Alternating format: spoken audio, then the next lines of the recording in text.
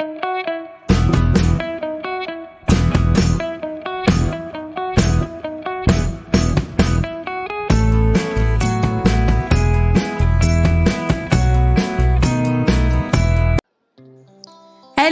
everyone, welcome back to my YouTube channel. On today's tutorial, I will demonstrate how to draft, cut and sew a Cape Bolero jacket. Hi, my name is Ayo and welcome to 011 Clothings Tutorials. On this channel, I upload DIYs, pattern drafting and sewing tutorials. If you haven't subscribed yet, kindly do so, and do not forget to turn on the notification bell so that you will be notified whenever I upload a new video. So now, let's get right into the tutorial. Thank you! I'll be working with the following items: tape measure, pens. Ideally, a pencil should be used to draft a pattern, but for tutorial purpose, I'll be using these marker pens, tracing wheel, a pair of fabric scissors, a pair of paper scissors, rulers and curves, a matching thread and a matching short zip, my fabric of choice, front and the back basic half scale bodice pattern paper. I have here this pattern paper which I have already laid out on the table. This is the back pattern. I will go ahead and pin it to the pattern paper. The back pattern already had the zip allowance included. You should exclude the zip allowance if you want the back of the Cape Bolero to be opened, like this one on the screen. You should leave the back or the front of the Cape Bolero opened if you are working with a non-stretchy fabric. Else, the Cape Bolero will restrict the movement of your hand. This line is the armhole line. I will go ahead and measure the length of the armhole line, excluding the zip allowance. This gave me a value of 9 inches. I will divide this 9 inches by 4, and this is equal to 2.25 inches. I will extend the armhole line beyond the bodice like this. From the lower part of the armhole curve, I will measure and mark 2.25 inches like this on the new armhole line extension. Next, I will measure and mark how long I want the back of the cape to be. So from the neck point, I will measure and mark the length of the Bolero, and this is 11 inches. I will draw a horizontal line across on the 11-inch point.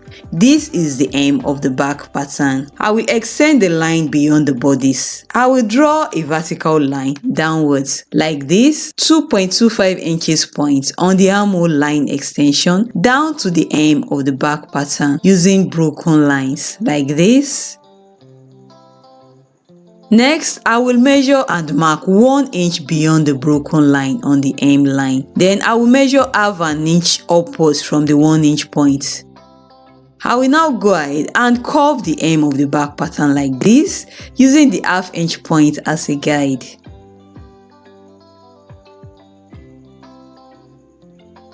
From the shoulder tip, I will measure and mark 1/4 inch upwards like this. I will connect it to the neck point like this. Then I will extend the line beyond the shoulder tip. I will draw a vertical line from the hem of the back pattern to the line that I just extended beyond the shoulder tip. I will use broken lines. From this corner, I will draw a 2-inch line like this.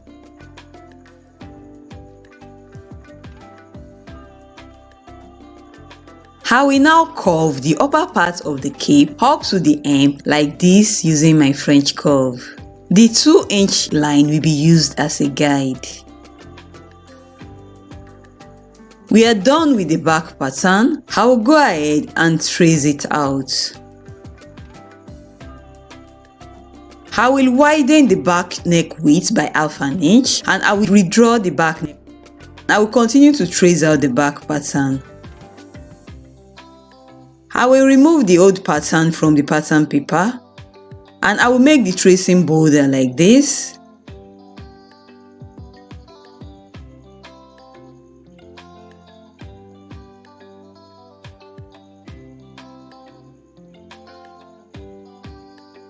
I will cut out the back pattern.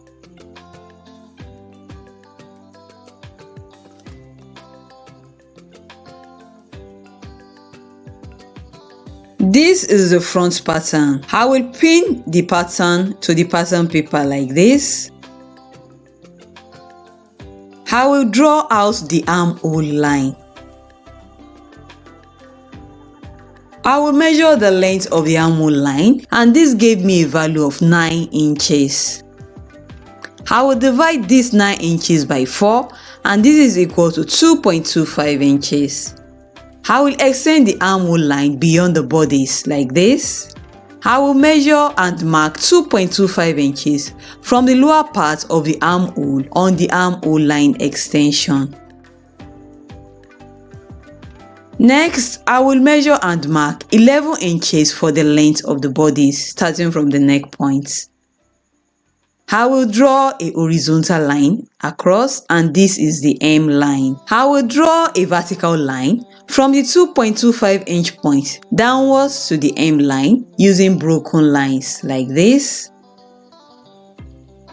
From the vertical line on the hem line, I will measure and mark 1 inch. From this 1 inch point, I will go up by half an inch. I will now curve the hem using my French curve, using the half an inch point as a guide. From the shoulder tip, I will measure and mark 1/4 of an inch upwards like this. I will connect it to the neck points like this. I will also extend it beyond the shoulder tip. I will use the back pattern as a template to draw the outer curve of the front cape. But first, so as to avoid confusion and to ensure accuracy, I will measure the exact point of the shoulder tip on the cape using the back basic bodice pattern. This should have been done when I was tracing out the cape pattern. I will now match up the shoulder tips on both the back and the front pattern. I will now transfer the shape of the outer curve of the back cape pattern to the front pattern like this using my marker pen. Next, I will increase the front neck width by half an inch like this. I will also increase the front neck depth by half an inch.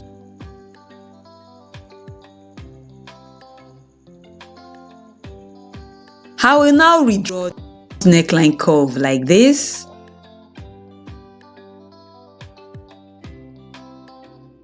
From the new front neck depth, I will measure the length of the front bodice at the center front. I will use a value of 4 inches. I will draw a short horizontal line like this. Then I will connect it to the hem of the cape pattern at the side like this using my French curve.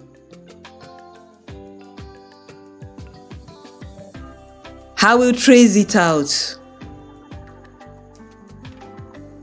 I will remove the old pattern from the pattern paper, and I will make the tracing border like this using my marker pen, ruler and French curve. I will cut it out.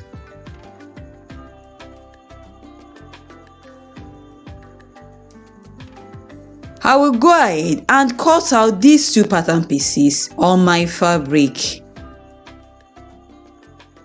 I have already pinned the front pattern piece to the fabric. The front piece will be cut on fold. The fabric has already been folded into 4 layers. I will cut out 2 front pieces on fold. One will be for the exterior piece, while the second piece will be for the lining. I used half an inch seam allowance all around the pattern. I will cut it out. This is the back piece. I have already folded the fabric into 4 layers. I will cut out 4 back pieces. 2 will be for the exterior pieces, while the remaining 2 pieces will be for the lining.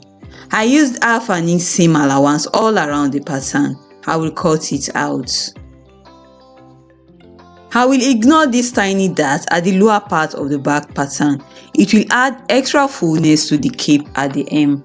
I will remove the pattern from the fabric pieces. I have here 4 back pieces. 2 pieces will be the outer pieces, while the remaining 2 pieces will be the lining. I have already fused interfacing to the wrong sides of the two lining pieces. This is the front lining piece. I have already fused interfacing to its wrong side. I will now place the two back pieces on top of the front piece like this, right side to right side. I will stitch the cape in place like this using 1/2 inch sewing allowance.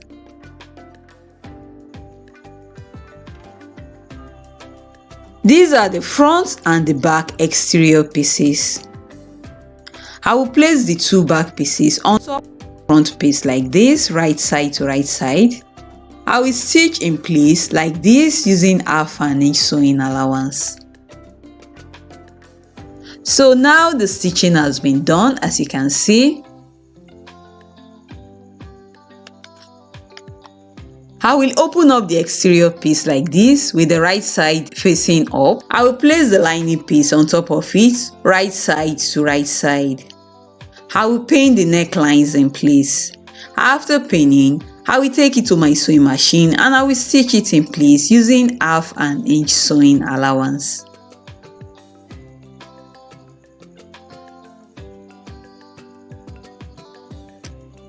So now the stitching has been done, as you can see.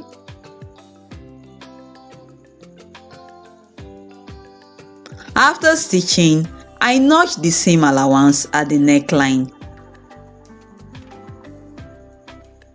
And then I understitch the seam allowance to the neckline of the lining piece.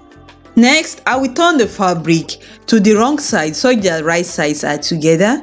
I will sew the cape bolero in place all around using 1/2 inch sewing allowance. I will leave 3 to 4 inches opening at this side to make it easy for me to turn the garment to the right side. So now the stitching has been done, as you can see. I left about 3 inches opening at this side. I will trim off the excess fabric at the corners like this.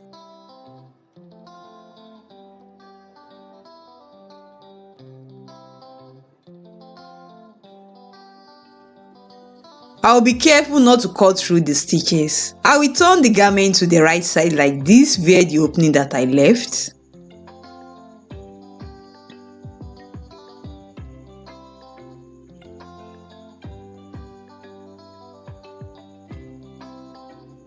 I have gone ahead to iron the cape, as you can see. I will close the opening here. After doing this, I will go ahead and fix this invisible zip to the center back of the cape. I have gone ahead to fix the invisible zip, as you can see. Note that the back of the cape should only be closed like this if the fabric is stretchy. However, if you are working with a non-stretchy fabric, then the center back should be opened, like this picture on the screen. And then I will fix a button to the upper part of the cape at the center back neckline to hold it in place when it is worn. So that's it, guys, we are done, and this is the final look of the cape bolero jacket. If you find this video helpful, do not forget to give it a thumbs up, drop a comment down below, share this video with friends who are interested in sewing, and do not forget to subscribe to my YouTube channel if you haven't done so already. See you in my next tutorial. Bye, and thank you so much for watching.